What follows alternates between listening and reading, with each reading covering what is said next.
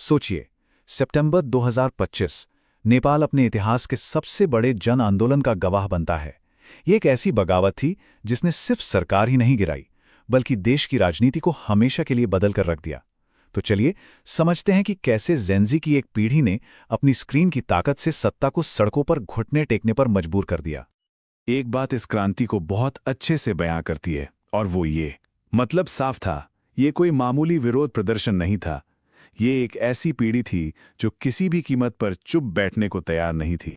जी हां, कुछ ही दिनों के अंदर नेपाल के युवाओं ने अपनी सरकार को गिरा दिया। और ये सब शुरू कैसे हुआ?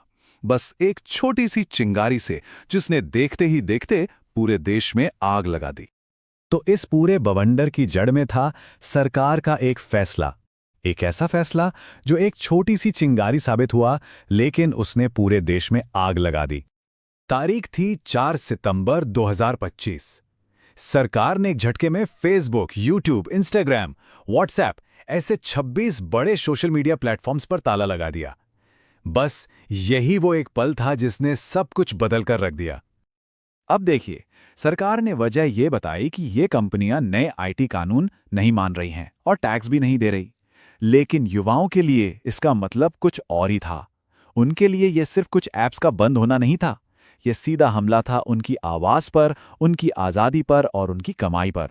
लेकिन देखिए, सोशल मीडिया बैन तो सिर्फ एक चिंगारी थी। इस क्रांति का असली ईंधन, यानी एक पूरी पीढ़ी का गुस्सा, वो तो सालों से अंदर ही अंदर सुलग रहा था।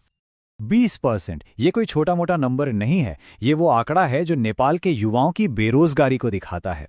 और ये सिर्फ एक आंकड़ा नहीं, ये असल में एक पूरी पीढ़ी की हताशा थी जो अच्छे भविष्य और मौकों के लिए तरस रही थी। सोचिए, गुस्सा क्यों न हो। एक तरफ सिस्टम में घुसा हुआ करप्शन, दूसरी तरफ नेताओं के बच्चे जिन्हें नेपो किड्स कहा जा रहा था, उनकी आलीशान जिंदगी, ऊपर से कमरतोड़ महंगाई और एक ऐसी इकोनॉमी जो लगातार डूब रही थी। हालत ये थी कि लाखों नौजवानों को काम के लिए देश छोड़ना पड़ रहा था। मतलब माहौल एकदम बारूद के ढेर जैसा था। और ऐसे माहौल में सोशल मीडिया सिर्फ रील्स देखने या दोस्तों से बात करने की जगह नहीं थी। नहीं, ये वो अकेली जगह थी जहां वो खुलकर अपनी बात रख सकते थे, नेताओं से सवाल कर सकते थे, उनकी जवाबदेही तय कर सकते थे। तो जब उस पर भी बैन लगा तो ये आखिरी चोट थी। और फिर धमाका हुआ। जो शुरू हुआ था एक शांतिपूर्ण विरोध की तरह, वो देखते ही देखते एक ऐसे हिंसक विद्रोह में बदल गया जिसने पूरे देश को हिलाकर रख दिया। और ये सब इतनी तेजी से हुआ कि यकीन करना मुश्किल है। जरा टाइमलाइन देखिए। 4 सितंबर को बैन आया। बस 4 दिन बाद 8 सितंबर को पुलिस फायरिंग में 19 नौजवान मारे गए।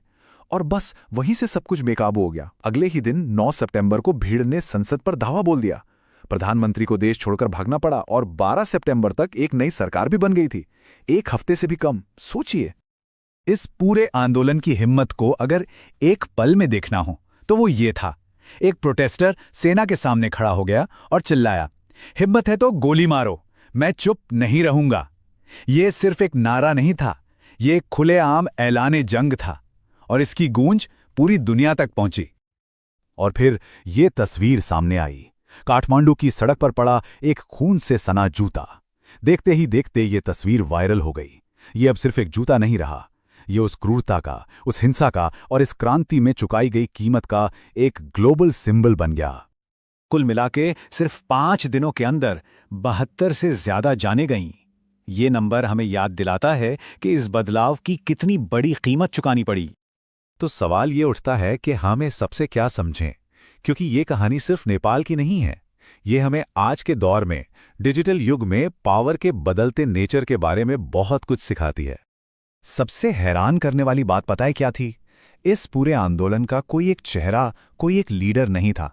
ये पूरी तरह से एक डिजिटल, डिसेंट्रलाइज्ड विद्रोह था। जैसे ही टिकटॉक, फेसबुक बंद हुए, लोग फौरन डिस्कॉर्ड जैसे एन्क्रिप्टेड ऐप्स पर शिफ्ट हो गए, वीपीएन का इस्तेमाल करने लगे। सरकार उन्हें सड़कों पर तो रोक सकती थी, पर ऑनलाइन दुनिया में नहीं। और जैसा मैंने कहा, नेपाल अकेला नहीं है। एक पैटर्न देख सकते हैं हम पूरे साउथ एशिया में। 2022 में श्रीलंका में जो हुआ, 2024 में बांग्लादेश, हर जगह कहानी लगभग एक जैसी है। युवा पीढ़ी करप्शन और खराब अर्थव्यवस्था के खिलाफ सड़कों पर है, और उनका सबसे बड़ा हथियार डिजिटल टूल्स। तो आखिर में ये सब हमें एक बहुत बड़े सवाल के साथ छोड़ जाता है। नेपाल की जेंजी क्रांति ने ये तो दिखा दिया कि पावर का बैलेंस अब बदल रहा है। तो सोचने वाली बात यह है कि आज के डिजिटल युग में असली ताकत आखिर है कहाँ? संसद की दीवारों के अंदर या फिर हमारी जेब में रखी इन स्क्रीन्स पर?